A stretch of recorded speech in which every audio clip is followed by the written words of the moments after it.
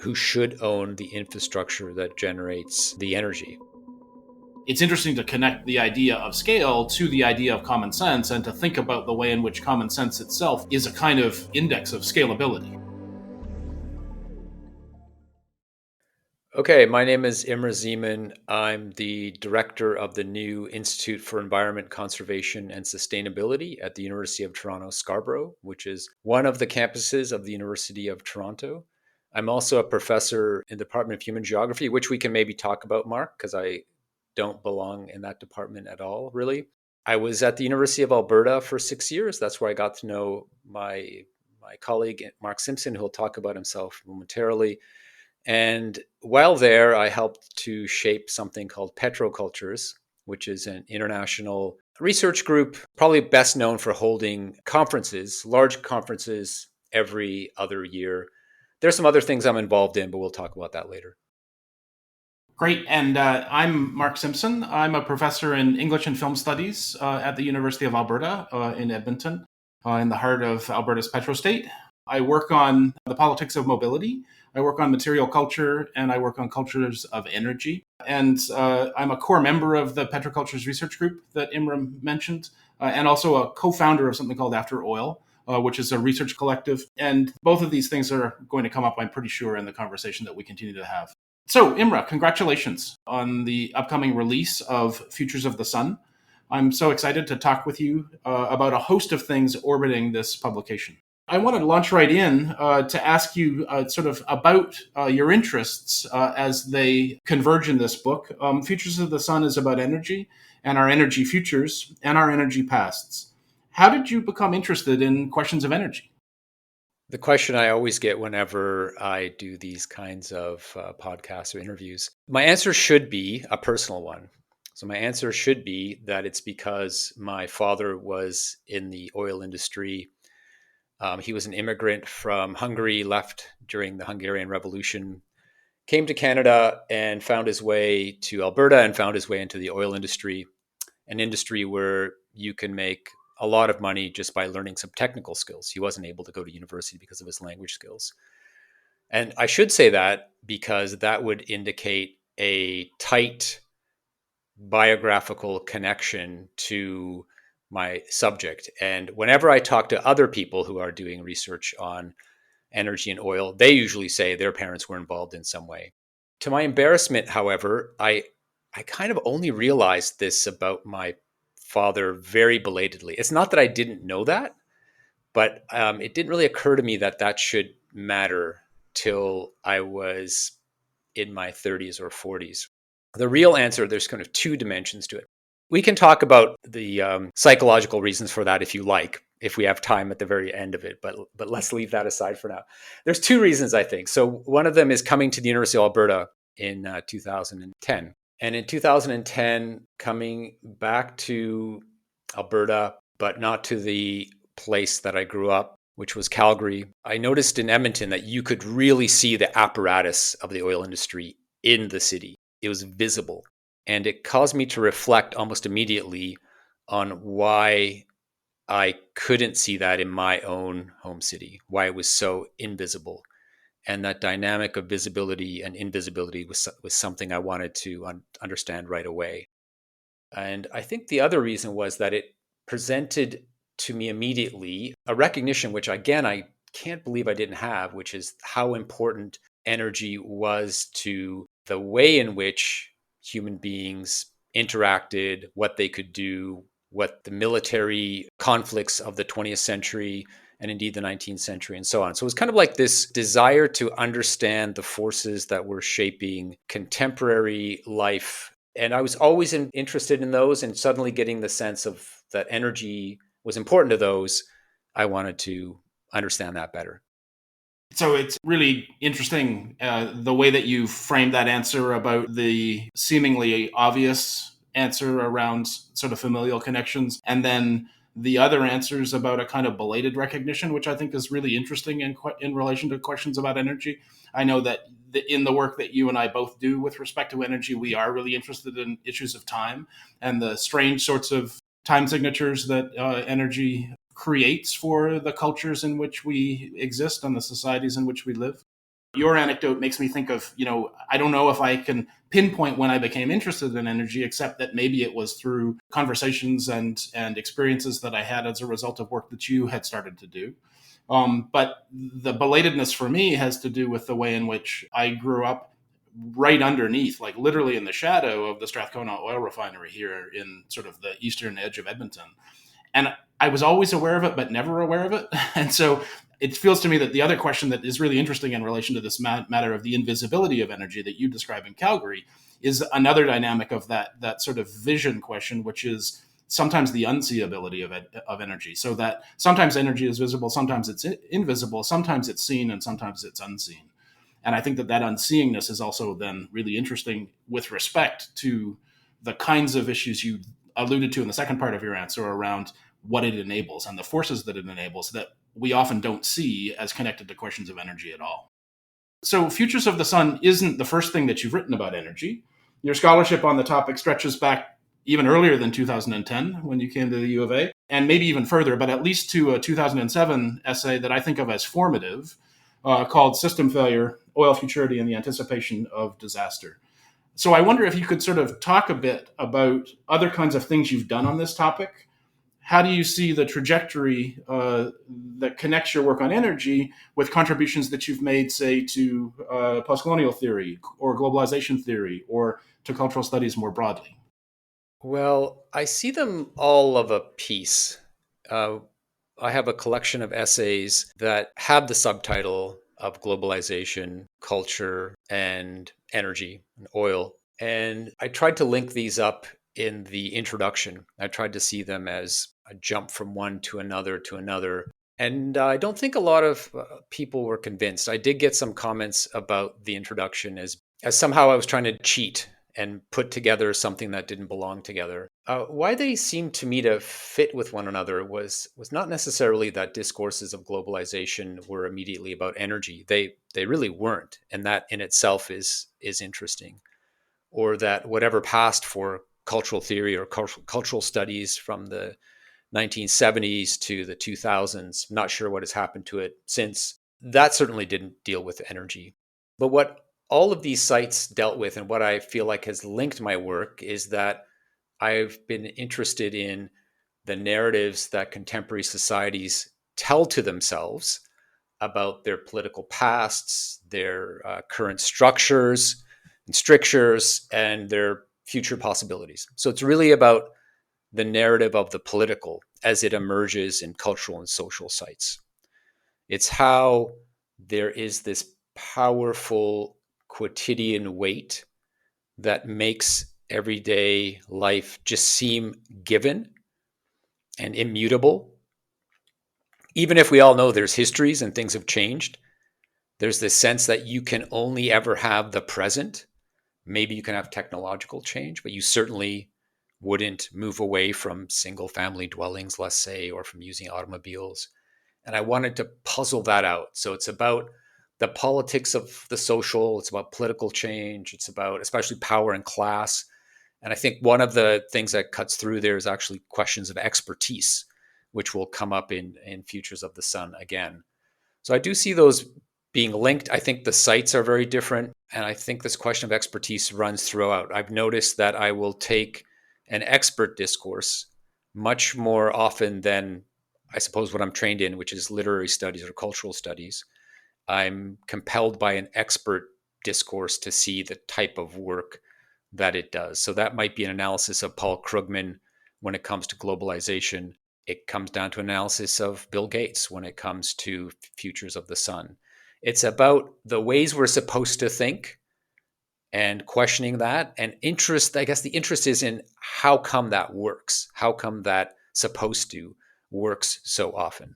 I don't think I talked about the post-colonial, but that's in there as well. Yeah, so that's really, really great and insightful. And I wonder if you could sort of then try to think what you just said about questions of expertise in relation to what you opened with around the kinds of critiques you felt you got about that volume that tried to link these concepts together. You described it as that people were uncertain and skeptical, and their skepticism seemed to imply that somehow there was a cheat.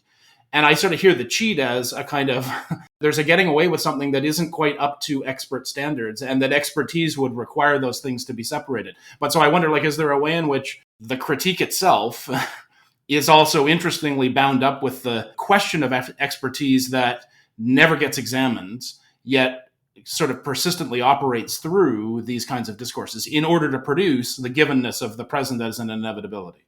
Maybe that's too forced as a question, but I just find that that's a really interesting potential juncture in what you just observed.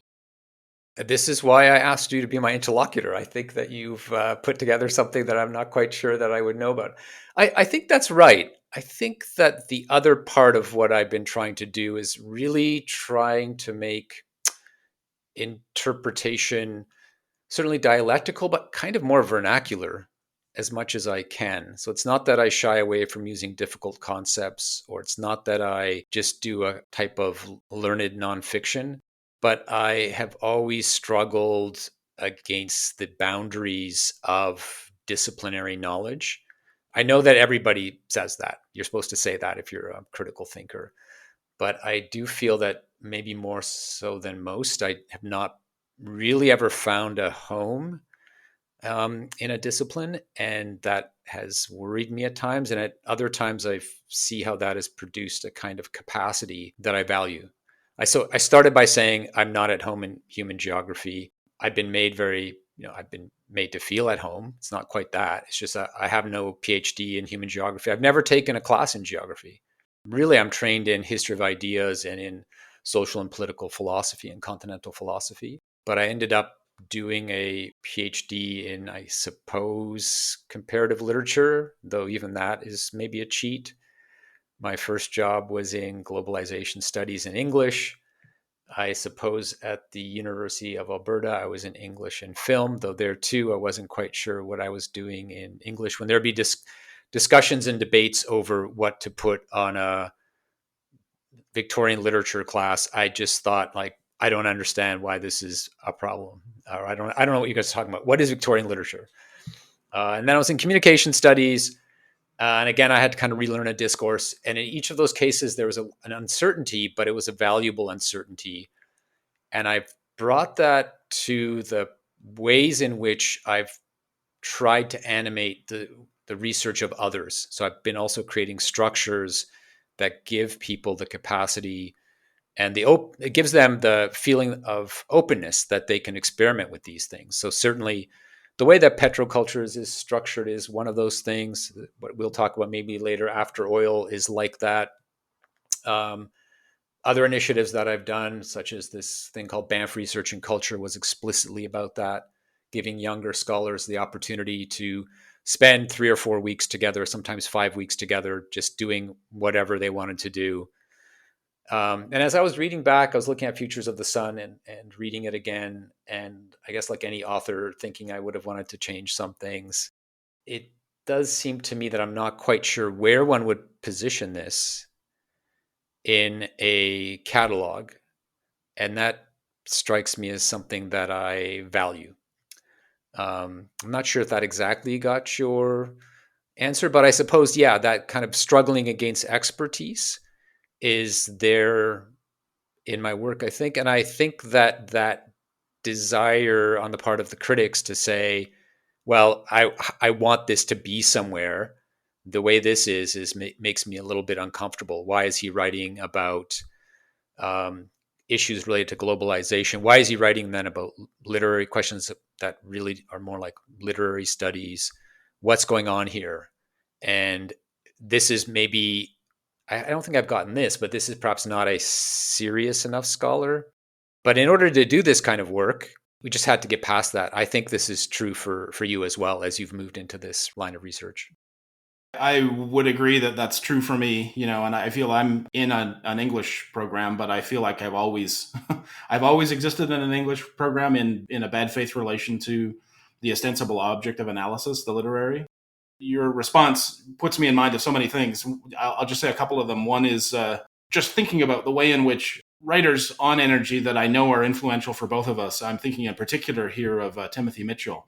and his book Carbon Democracy. And the way in which part of the argument of that book, which has many threads, is to sort of track the way in which the abstracting power of a shift from coal energy to oil energy, so that oil becomes ever more abstract through the course of the 20th century, is also a story about the shifting distribution of expertise away from the people who actually produce the fuel, the coal miners on the coal face, and toward those experts who manage the economy and figure out all sorts of abstract questions around how oil works. And that it's not accidental that happens, according to Mitchell, because of the way in which that does certain kinds of things that are generative politically for elites. The other thing I was just going to observe is that one of your favorite verbs, which I appreciate so much, is the verb to unnerve. And I think what you've said about unhomeliness of your situation vis-a-vis different disciplines is part of that real commitment, as well as interest in that which unnerves. And so I see that your work strives to unnerve the givenness and the common sense of things like disciplinary expertise, among many other things. But also, I think you seek out opportunities to unnerve what you feel you already know. And that's a rare ability, I think. Can I ask you what you mean by Futures of the Sun? So what does the title say for you? What is a future of the sun? It was important for it to be plural, first off. There are many possible futures of the sun. The sun is a stand-in for all renewables. It's really about what are the futures of what we think about as both the technical apparatus of renewable energy, but the types of societies that we imagine related to those renewables. What is it going to look like when we don't use oil anymore? There does seem to me to be either implicitly, mostly implicitly, but sometimes explicitly, this expectation that energy transition will bring with it some type of social transition. And that's what's exciting about it. It isn't just that we will hopefully meet the goals that we've set for ourselves by 2050 to reduce CO2 emissions per year. So that something else will happen as well, something more dramatic. Because just getting down to zero CO2 will not address all of the accumulated CO2, and we'll have to make some kind of transition socially anyway. That'll just have to happen. So there's this possibility of different futures, some of them reinforcing the status quo. Renewables won't do anything. Some of them might be to reinvigorate, strangely, against this narrative that we tend to have. I think sort of implicitly, again, I would say, or unconsciously, it'll reinvigorate kinds of more extreme politics. Or there might be some other opportunity. And what has always fascinated me is the way in which the transition, this giant transition that is happening from fossil fuels to something else, might be that site of a revolutionary change to whatever that means, right? It might not mean a gigantic change in the way that human beings live together or understand one another, but there isn't a kind of infrastructural shift like this one that has ever happened. So petrocultures is all about the degree to which modernity comes to rely on a certain kind of energy. And that energy gives human beings the capacity to do an enormous amount of things. And they have come to take that as simply normal. We can fly across oceans. We can go to space. And this is just like, something that's just whatever. And that's changing. So every way that we have seen ourselves and understood ourselves in relation to energy is changing. It's about to change. So then the futures are about, what does that change mean? And that anxiety about a big scale change is a lot of what this book is about. So the futures are about, what is it going to look like? Who is making the claims about what it's going to look like? If there are many futures, what might some of those be? And that's what this book is about. Great. I might try to draw you out a little bit more on some of the things that you said, because you began to gesture toward some of the particular arguments that you unfold in this book. But I think that it's worth spending some time talking in a little bit more detail about what they constitute and how it was that you came to those and to identify those, and whether there are others that you could have included but you decided not to. So you open the book sort of talking about the way in which there is a kind of common sense that's emerging around the inevitable passage from a petroculture to a kind of renewable culture or a culture of renewables. And you're really persuasive and provocative in thinking about the idea of that as a kind of common sense and as a kind of supposedly non-ideological yet ever most ideological center of things. And then you unfold it in relation to sort of three what seem like sort of prominent narratives about how that inevitability will unfold. So I wonder if you could talk a little bit in a little bit more detail about the ways of thinking the future of the sun that you offer in the book. The reason you asked first what the reason was for these choices, maybe I'll come back to that, but I'll just say what these three are. So when I was looking around at what were dominant claims about these futures, I should say that when I talked earlier about assessing expertise or challenging it, I looked not to academic expertise. I tried to look at quite general discourses. So the types of things that are being discussed by the New York Times, in the New York Times, let's say. So not by people on the street, but certainly outside of academia. I want to look at something whereby elites, let's just say, are learning, and governments and officials of various kinds are learning how they should think about something. Okay, I just wanted to put that out there because it does lead back to why I chose the things I chose.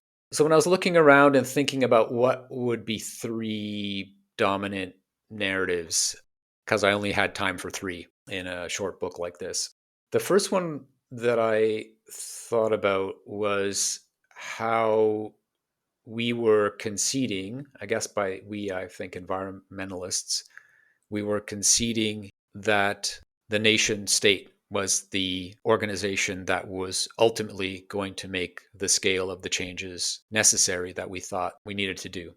That might sound surprising, I think, but what I was reading about a lot was this sense of environmental change at the scale and with the speed needed, it being like World War II, it being like gearing up for World War II. Or it was like the shift that happened in the US via post war Keynesianism. So these were examples of where the government put its unique powers and its unique capacity to work to achieve something. And that seemed, on the part of some critics at least, an example of what could be done right now with respect to climate change. And I wanted to kind of look at that and see how that works and what that demands that one accept and whether that is the way to go. So I wanted to talk about nationalism and the nation state in relationship to energy transition and see what we're supposed to know about it. I mean, some of it I think was already there. This idea of the good war. That's something that the Canadian writer Seth Klein, he has a book called that, The Good War. So it's a different way of looking at what a state can do in relationship not to war, but something else. The second one was about entrepreneurial culture. This is something I've written about before, but this fetish around the capacity of technological entrepreneurs, of tech bros in Silicon Valley being the ones that will lead us out of the hole that we've dug ourselves in terms of our environmental presence and our futures. And that, like every other situation, this is kind of part of the narrative that I think is out there. Like every other situation where we get ourselves into trouble, technology will manage the problem. And I get this a lot. As director of this institute, I get to meet a lot of non academics, both in government, but a lot in industry. And they're very excited about what technology will do for climate. And then the third one is it's the opposite. It's a narrative which is saying the future of the sun will be that it looks a lot like the past. So the future is that the sun doesn't exist. It's blackened out by coal smoke or by using a lot of oil. This is the narrative of drill, baby, drill. This is the narrative on day one of the previous Trump government. The first decision by the Trump government was to open up the border to the pipeline. That's how important it was. And that has been already put forward as something that would happen on day one in a second Trump presidency. So, two models whereby big organizations were going to lead us to a promised land and what that would look like, what they're saying that would look like, and then one in which they're saying the promised land was the past when it comes to energy. So, those would be the three. So, there's one missing that is hard to talk about. The politics of left wing environmentalism that does get to a different future, and that exists in reality right now. There aren't a lot of examples that I think could be scaled up, but there are certainly examples that I could have looked at to try to see what is in there as a practice that could be an example of where to go. I can think, for instance, of the Spanish collective Mondragon movement. I can think of small communal uses of energy, of people that go off grid. I'm not sure those are very prominent narratives. And I suppose that's what I was trying to look here. They're not filtering around in everyday life. My sample size is small for this. And that is when I take my dog for a walk to the park and I'm talking to other people, they talk a lot about electric vehicles and they talk a lot about what a government should do and is not doing. And I might even say that they don't like what people like me are talking about. They don't know that it's me, but they'll just say that, more generally. People on the left with respect to kind of pushing the story of renewables, but they won't ponder how interesting it is that small towns all over the world now generate their own electricity and no longer rely on either governments or on grids that pre-exist them. So I guess why I left it out was really that I didn't see it as something that right now had the capacity to be a common sense. And I suppose the way I end the book is with tips about how that might happen. So it's about what you can learn from these other common sense practices is perhaps a way to become common sense and to learn that that is a politics in and of itself. So that you shouldn't spend only critiquing these other positions, but that there's something you can learn from the positions. Because their critique is satisfying for an academic, can make careers out of it, but it's not necessarily something that gets active in the dominant narratives, in everyday narratives, in what the New York Times or even the Wall Street Journal will report as environmental practices or addressing climate change on its front page. And they do. That's incredibly rich. And you invoked another concept that maybe we'll return to if there's time or if we're moved to it. But that feels to me like another of the key concepts alongside time in thinking about the particular challenges around questions of changing energy systems, of a shift from a petroculture to a renewable culture. And that, so if time is one, and the kinds of complexities of time in relation to issues of energy, scale is another. It's interesting to connect the idea of scale to the idea of common sense and to think about the way in which common sense itself, of course, I'd never thought this in this way before, but you're absolutely right. Common sense itself is a kind of index of scale, of scalability, right? That if something arrives as a common sense, then what you know about it is that it is at scale in some kind of a way. You anticipated the next sort of place I want to take you in relation to your book. I hope this is okay. The place you lead us toward the end of the book and the way in which you invite us to sort of think about what we could learn from and draw on when contemplating common senses beyond simply their critique. One of the things that I find really generative in this project is the way that it arrives at this powerful and surprising, or maybe powerful because surprising, account of the importance of tradition and myth for left politics. And in a way, a kind of bid to say, don't concede tradition and myth to retrograde politics, but imagine actually the ways in which they might be really vital for left politics as well. And in making that case, you end with a powerful passage, and I actually just want to sort of read it. You write, "The future of the sun won't depend on the technological sophistication of solar panels and the storage capacity of batteries. It will depend on our willingness to forcefully challenge those narratives of energy transition that promise change while insisting that we keep everything exactly as it is. It will depend, too, on our ability to tell convincing stories about the traditions we need and want to honor, and those to which it is no longer worth paying any attention because they have gotten us nowhere." When I reread this in preparation for this conversation today, I was struck that it recalled for me, I guess, something that our comrade Jennifer Wenzel has written in an essay called Forms of Life. And in that essay, she examines what she calls narrative grammar of fossil infrastructure.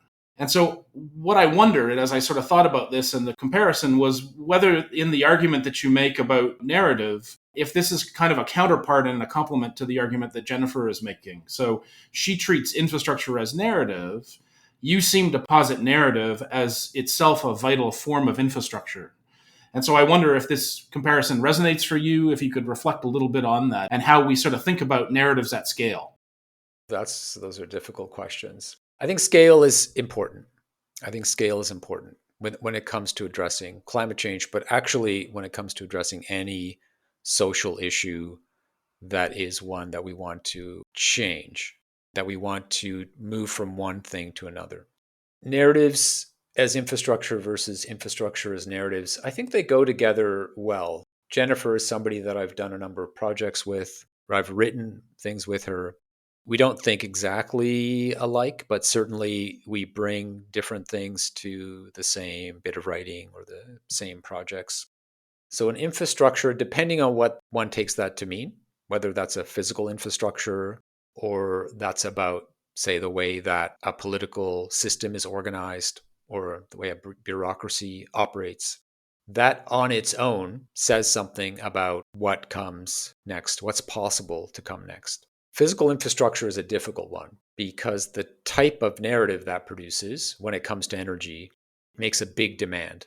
It makes a demand that that be different and that the infrastructure needs to change massively to produce that narrative change at the level of infrastructure.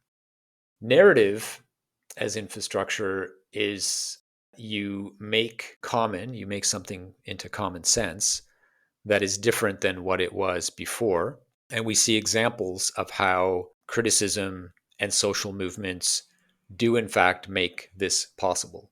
So many examples. One of them is the civil rights movement. One of them is about women becoming members of the human race, people who can vote, who should make as much money as men, queer people getting married if that's what they want to do. There's these kinds of ways in which they're driven, those changes, by narrative, making something into common sense, making something that is unobjectionable, because there's nothing to any of those things that is demanded by the givenness of existence. Of course, you can live differently together in all kinds of ways. Of course, injustices can be rendered just. Of course, the way that societies understand themselves as, let's say, equal or allowing for full participation of all members of society can come to be a reality. So I suppose I have those things in mind when I'm thinking about struggling via narrative over a common sense. So common sense would be you don't use fossil fuels anymore because of what they do. A common sense might be everything you do, you think about your impact on the environment when you used to not think about it whatsoever. And I see that in practice. I see that now in I was going to say over the course of my life. Somehow that makes me feel old, but in the last 10 to 15 years, those narratives really are there. In the conservative newspaper in Canada, which is really the paper of record, it's our New York Times, the Globe and Mail, the paper of record in a country, Canada, that depends on extraction of all kinds to fuel its economy. The environment and climate change is part of a lot of its articles. So there's a recognition of something happening that needs to be addressed. And that's a change to narrative that is astonishing, amazing. Now, has that unnerved other kinds of infrastructures? I see that as less so. Perhaps what I'm saying is that the linguistic narrative is the one that's going to fuel the infrastructural one. But when the infrastructural one starts to come, it'll reinforce the other changes. Something to that effect. They certainly go together. I will just say that it doesn't, not uniquely, but certainly unlike perhaps other changes, you can't address climate change on your block or in your country or on your continent. So you need to do the whole planet. And that is an issue of scale that is unlike anything that we've had so far. So you just can't do it. You can recognize it. You can be a country or a city that has decided to ban extraction, which has happened. Again, that narrative produces outcomes. In Colombia, they have put a ban on extraction nationally. But for Colombia to do that doesn't do anything about the climate induced weather events that they might have to live through. It doesn't reduce the CO2 that they exist in and what that means. So that's why scale matters a lot.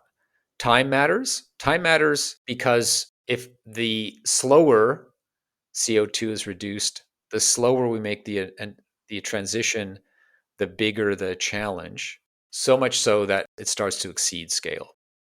Yeah, yeah.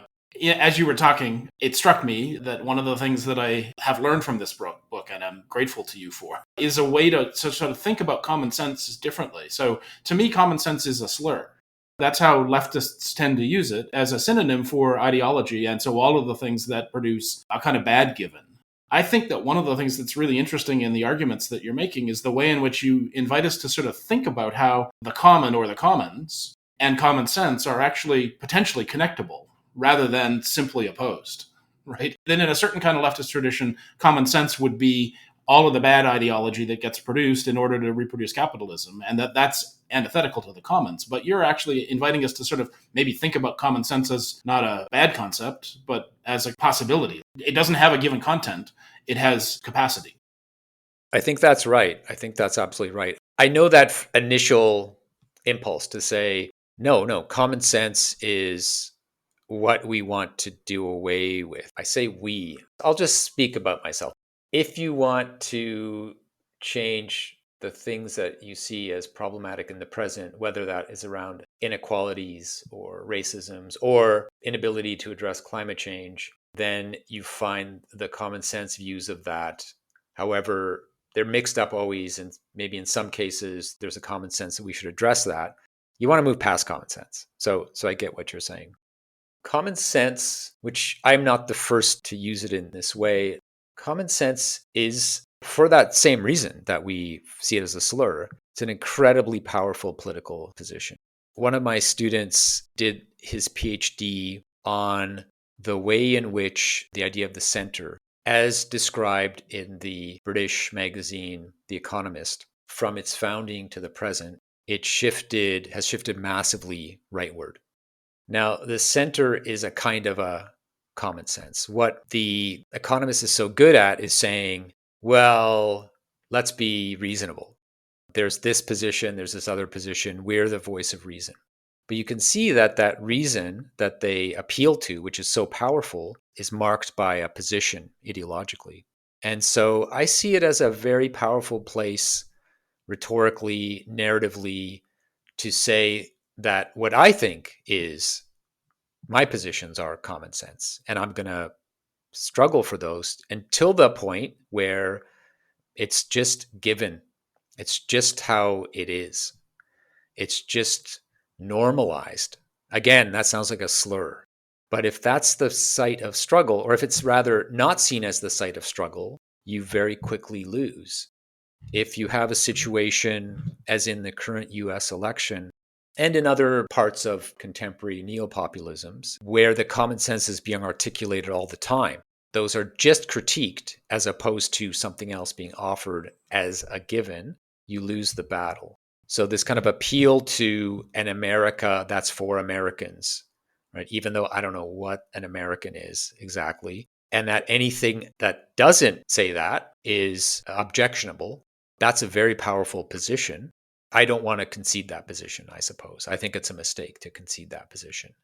And there's other ways to incorporate that. I'll just say one other thing because I feel like I'm going on about this. But when I'm speaking to publics about climate change and about the capacity to potentially make changes with consequences, I'll often give them a small anecdote. So when I go to visit my mother, who is a 80-year-old Hungarian immigrant, who's remained Hungarian despite being in Canada for 2/3 of her life, I will have to remind her over and over again to use the recycling bin. She doesn't know how to do it. I mean, of course she does, but she doesn't have it as part of her immediate capacity. My son doesn't know how not to do it. It just would never occur to him. If he was, he was asked about that, it would be like, oh, it's common sense. Like, why would you even, what's there to object to? It doesn't make any sense. So those little things do add up to just a practice that one has that matters a lot. There's a reason why the Extinction Rebellion has a book called, I can't remember the exact word, but it has common sense in the title. They're trying to appeal to common sense, to just make it like, of course you have to do this thing. Why would you not want to do it? So that is the reason why I feel like it's a really powerful space, that if it's just a critique of common sense, you don't have anything to fill it in with. You have critique to fill it in with, and that's all. Yeah, and that connects compellingly and powerfully with the argument about tradition and myth. I want to take up the question of practice. You've introduced that, and I do want to move there. But before we leave this conversation around infrastructure, one of the things that the book opened up for me in a way that I knew but hadn't necessarily seen in quite the same terms was the asymmetrical relationship between a fuel source and its infrastructures. And so at one point toward the end of the last chapter, you talk about how no one owns the sun, so that it is common, and sort of insist that that's something that we have to defend in the strongest possible terms. And one of the things that it struck me there was the way in which we often think about oil in terms of its finitude, and so as a kind of resource that requires ownership in some way. Whereas we think of renewables as things that are infinite and so exceed the possibilities of ownership or need to exceed the possibilities of ownership. And then what struck me, though, is that whether or not anyone owns the sun is a separate question from how it is that the infrastructure that enable us to use the sun's power come into being and how they are produced. And this, and in a way, this sort of goes back to what you were saying about how the question of infrastructure as a material question is a difficult one. It's a vexed one, because obviously the sun might belong to everyone, but its mediation is a separate problem, maybe, and one that we need to sort of sort through. I wonder if you have any thoughts about that question of the role of the infrastructural in mediating a source that could be owned by everybody or by nobody. Yeah, sure. That really connects up with the book in the sense that this is about ownership. These narratives are related to ownership. It's about, I suppose, who owns it, who should own the infrastructure that generates the energy. You do need some type of mediator to turn any kind of natural energy into energy that can go into a grid. It's about that issue of ownership. The narratives around what the future should look like and whether it should take one form or another, whether it should take one status quo or another, is in part to legitimate types of ownership of infrastructures that could, in practice, take different forms. So what I mean by that is there are wind farms being put up all over the place. Somebody owns those wind farms. Sometimes they're national governments. Sometimes they're regional governments. Sometimes they're corporations that sell the energy to the grid, and often quite cheaply. Often they're public-private consortiums. And this is what Bill Gates really is suggesting is the best way forward to bring down the price of creating new forms of energy infrastructure, whereby public money already in short supply is transferred to private purses. There's that question of who's going to own it. There's the possibility of nobody owning it, but you still need the infrastructure. And it's already the case that that question of infrastructure is one that we should be having, and we are not having it. We're missing it. We're belated a little bit in having it. I think of the example of wind turbines. I'm pretty certain that only 2 companies on the planet make the actual generator. They're both Danish. And so when you see a wind farm, the building of the wind farm, the building of the tower, is done by local industry that employ people locally for a short amount of time. But they ship in these massive transformers. And so in a way, right now, this is a rhetorical claim, wind is owned by the Danes. Don't quote me on this. But there is that sense that ownership is part of also the fantasy of having a different type of relationship to the grid, because it's about individuals having access to their own energy. You can put together solar panels, like they're plug and play. You can buy them off a shelf. So you can have your own energy. You will find very quickly that you can't do that unless you rewire your house, because you can't put the energy, usually in most places in the world now, back into the grid. So then where it tends to push you is off grid. And off grid, in my experience, having lived in the hinterlands of British Columbia, off grid tends towards libertarianism, tends towards the kinds of populism that I mentioned in here, tends towards a decrease in scale, tends towards this decision that one is taking the steps to evade that controlling system of energy that you might have been under for a long time, but it's not going towards the big communal ownership that perhaps I'm suggesting is the right way or the only way forward for a kind of energy transition that's for all of us and not just for some of us, as fossil fuels always were. Just making sure that I note this down. So the Danes own the wind. I got that right? Okay, good. Imre says the Danes own the wind. And the Spanish own a lot of the sun. How's that? That's not good. Perfect. Okay. We can go through each power source one by one. How's that? Sure. I think the French own nuclear. Yeah, I think that they do. Yep. Let's turn to talk a little bit about the question of practice. In the work that you do on energy, you tend to address the kinds of issues and questions that you do in 4 ways or modes. On your own, and so Futures of the Sun would be a good example of that. In pairs, where you might write an essay with someone else. In big paradigm-shaping readers, anthologies, that bring together a number of perspectives on an issue, but then also in large collaborative multi-author collectives. And these are exemplified by, for instance, the Solarities book, also with Minnesota.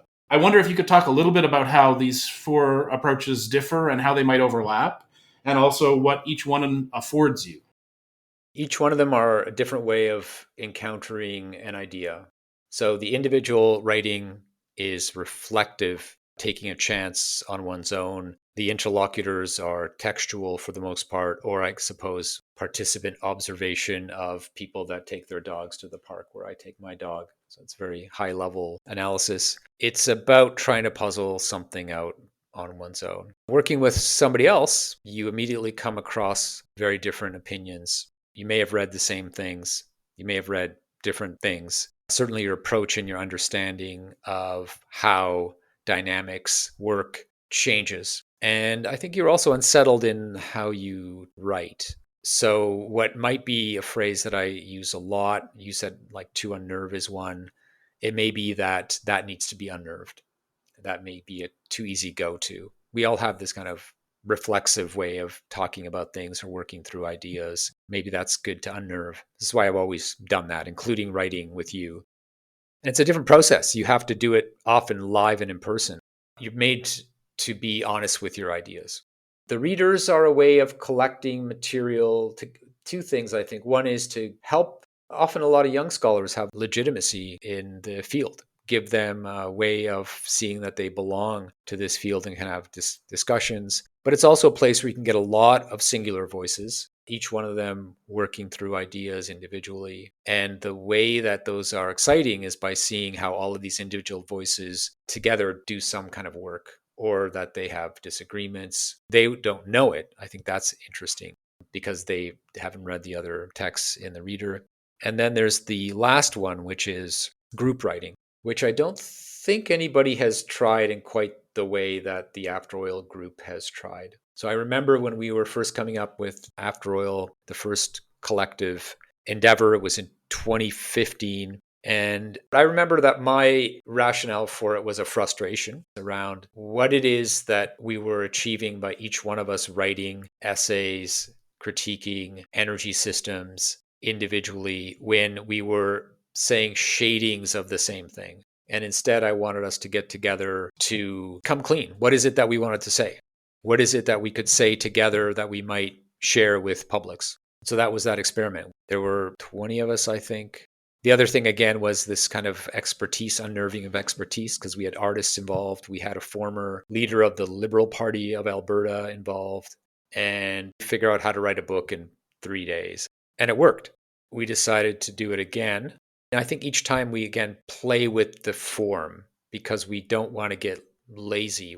You can figure, you know how to write together. You've done it once before. There's no reason that one should want to do it again after experiencing trying to write with 20 people, but you do gain something from it that makes it worthwhile. So we did it in a different forum next time. It was really led by Darren Barney. We did it in conjunction with the Center for Contemporary Architecture at McGill, and Darren wanted to do in less days with more people. So I can't remember exactly how many people were there, but I think it was 70. So Solarities, which is also with University of Minnesota Press, if you read it now, it doesn't feel like it was 70 people writing it. But if the first one was about coming clean, the second one was about, well, what do we do next? Where do we push ourselves? And we needed all those people, I think, because they could each tell us something specific about what their sense of this emergent something that would be renewables was about. So I couldn't have written Futures of the Sun without that book and without participating in that project because the language didn't exist yet to base one's own critiques off of. I'm not sure I reference Solarities in this book, but it's certainly there guiding it. And we're doing the same thing again. We have a book that we're close to finishing up, which is also about renewabilities. I see it as taking what I'm doing in Futures of the Sun a step further, of complicating it, but it's the same idea. It's the same idea of getting together writers and thinkers and academics from different disciplines to experiment with producing knowledge differently. In the humanities, especially, we've developed a common sense that the way you do a project is you write it yourself, that you go off to a office, you go off to a carrel.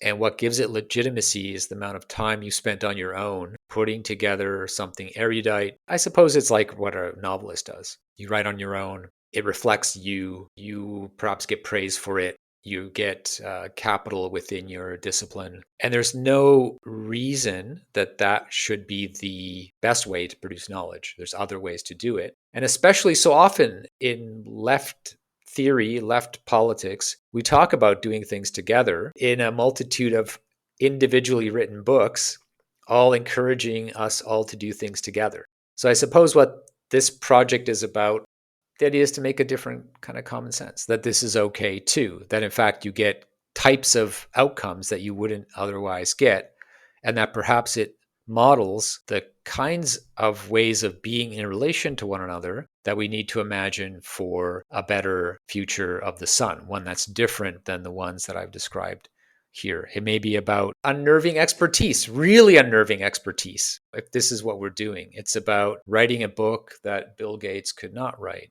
and not taking credit and being okay with that, and even recognizing that that's important to do. I've especially valued the mode of trying to write together in this way. When we presented this method, we kind of gave the background how we do this, that people were fascinated. They immediately wanted to try something else like this out. And it certainly has proved to be valuable. We're told by people that it meant a lot to them to come across After Oil. Solarities has gotten fantastic reviews. It does things that a book like mine can't do. And my book does other things, and that's fine too. Your delineation of the After Oil projects and the volumes that have come out of them seems spot on to me. And the only thing that I might sort of add, in addition to thinking about that, has to do with another aspect of temporality in the first one, which was in addition to what you're saying about the problem of the limitations or the restrictions that are potentially there about everybody writing their own individual critique about the same problem, and wanting to do something that would give a different kind of perspective on that and a different kind of purchase on the problem.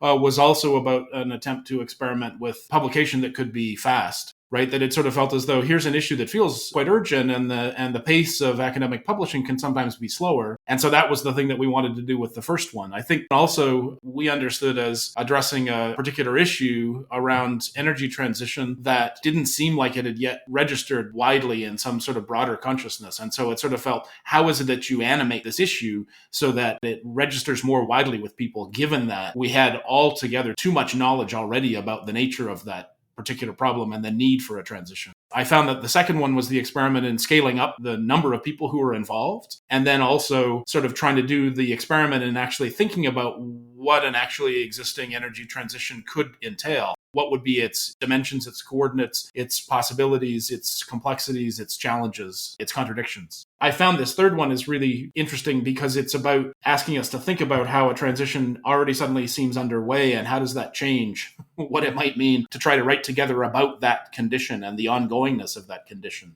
And I think one of the interesting things about the approach we've taken this time is also to make the school, so After Oil School as a gathering of people to write together and to think together, itself a kind of iterative process, so that not just one meeting of the school, but several over which time we go ahead and try to produce the writing.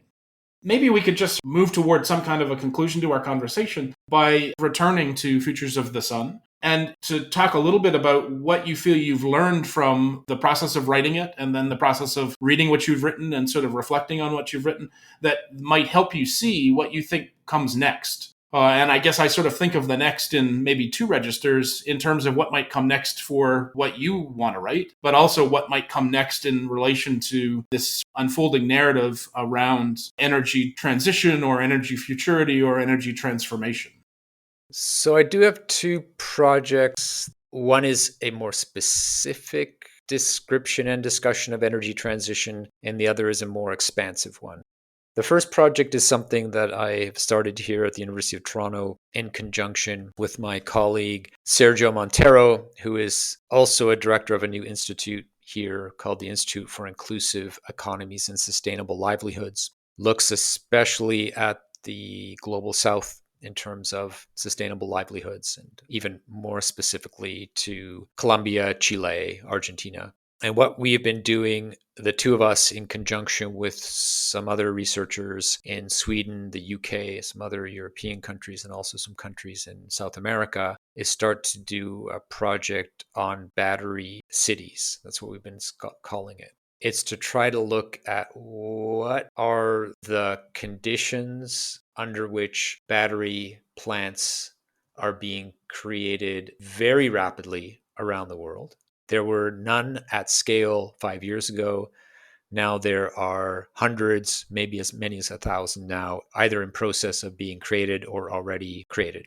What is interesting about this, my colleagues who are social scientists have one kind of interest. For me, it's about why this has become so important as a development. Why the battery? What does it mean to the communities that are there, but also what does it mean ideologically or conceptually, or what is the narrative around the battery? Why is the battery something new, not a wind farm, not a solar farm, not energy in that sense, but some kind of, I suppose it's infrastructure. It's what we were talking about in terms of infrastructure. To do certain things with renewables, you need the infrastructure of the battery.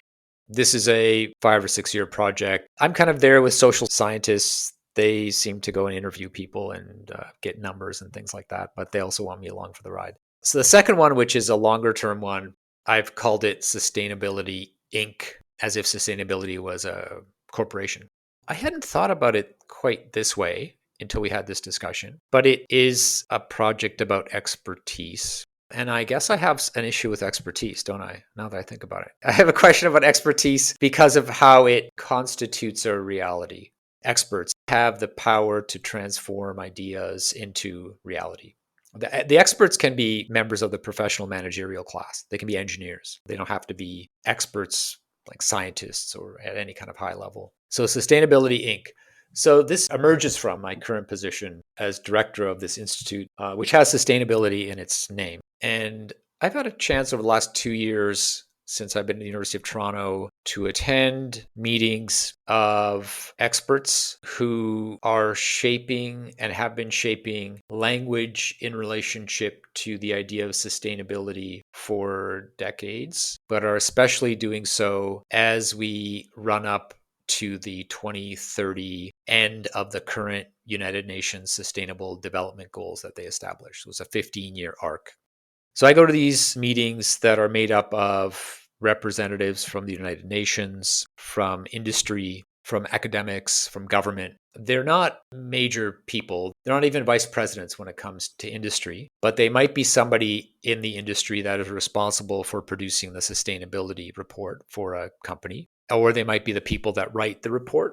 Mining companies have annual sustainability reports at this point. And so they come to these meetings to trade ideas about what is the concept of sustainability. They don't know that they're doing that. So it's not just that they have like one session and they go over and over the word. It's that they have lots of sessions where they're trying to speak to one another and relate to one another ideas about how their organization fits into this dynamic around this concept that speaks to a much wider set of issues than the environment.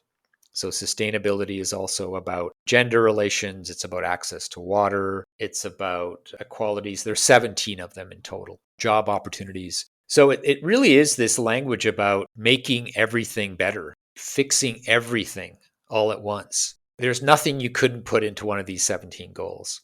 They've been established from the beginning on a contradiction. So the first time this idea of sustainability was used was in 1984, I believe, or 85, at an event the UN put together. It came out as this book called Our Common Futures. It's the Brundtland Report, the Brundtland Commission that was put together to try to create a more sustainable world.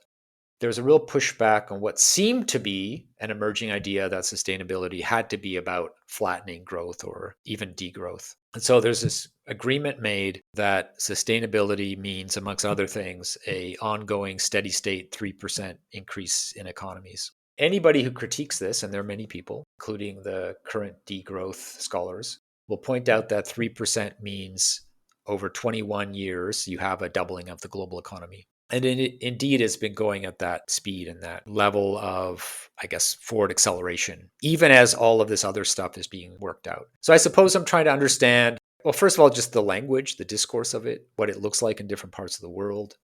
A second is what these individuals think about their relationship to sustainability. So some of this will be around interviews, some of this will be participant observation. And I kind of see it as the last thing I'm going to do. And hopefully, I'm going to write it a little bit like nonfiction. So, this to me is a big task and a big challenge. I'd like to have it ready for 2030, but we shall see.